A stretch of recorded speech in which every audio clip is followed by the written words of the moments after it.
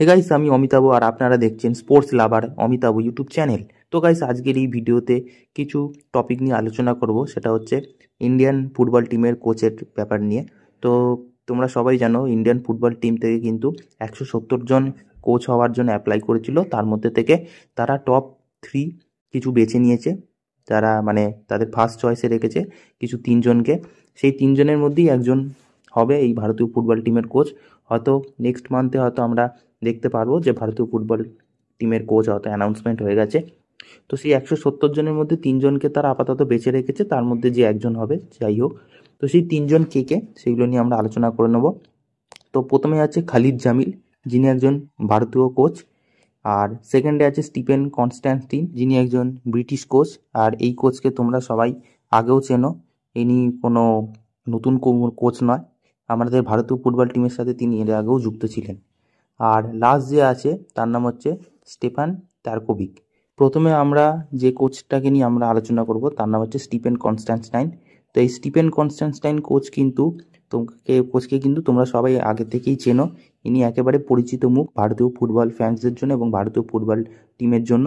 কারণ লাস্ট তিনি 2002 থেকে 5 সাল অবধিও তিনি ম্যানেজিং করিয়েছিলেন, মানে কোচ ছিলেন আমাদের ইন্ডিয়ান ফুটবল টিমের।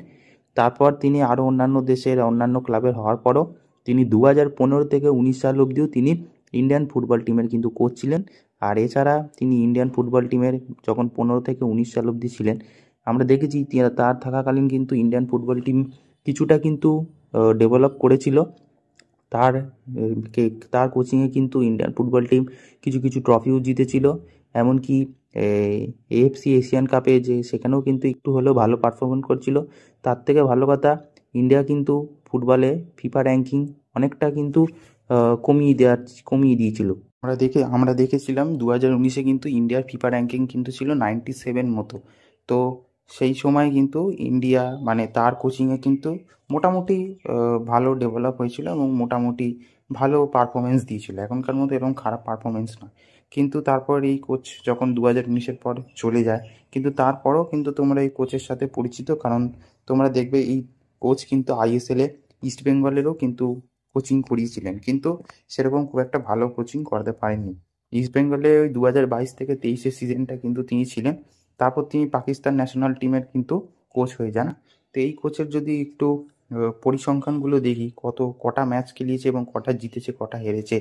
তো ইনি একজন 62 বছর বয়সী কোচ, যিনি 171টা ম্যাচে কোচিং করিয়েছেন তিনি সারা জীবনে। তার মধ্যে 61টা জিতেছে, 34টা ড্র করেছে আর 76টা ম্যাচ হেরেছে। তো এই কোচ অলরেডি আমরা ইউজ করেছি, এই কোচের কোচিং আমরা দেখেছি। তো আমার মনে হয় এবার নতুন কোনো কাউকে দেখা ভালো। নেক্সট যে বিদেশি কোচ তার নাম হচ্ছে স্টেফান টারকোভিক। তো এই স্টেফান টারকোভিক হচ্ছে চেকোস্লোভাকিয়ার দেশের কোচ। তো এই কোচের মোটামুটি আমি যা দেখলাম, তিনি আপাতত লাস্ট 2024 অবধি কিরগিজস্তান ন্যাশনাল ফুটবল টিমের তিনি কোচিং করিয়েছিলেন। তার আগেও স্লোভাকিয়া দেশেরও কোচিং করিয়েছিলেন। তো এই কোচ কিন্তু একেবারেই নতুন মুখ, এই কোচকে আমরা আগে কোনো দিনও দেখিনি। তো এই কোচের কতটা ভালো হবে সেটার থেকে আমি যদি পরিসংখ্যানগুলো দেখি, এইটি একজন 52 বছর বয়সী কোচ, যিনি 108টা ম্যাচে কোচিং করিয়েছেন। তার মধ্যে 32টা জিতেছে, 31টা ড্র করেছে আর 45টা ম্যাচ হেরেছে। তো সেই দিক দিয়ে দেখতে গেলে উইনার ড্রয়ের থেকে কিন্তু হারের পরিমাণ একটু বেশিই আছে। তো এই কোচটা গেল।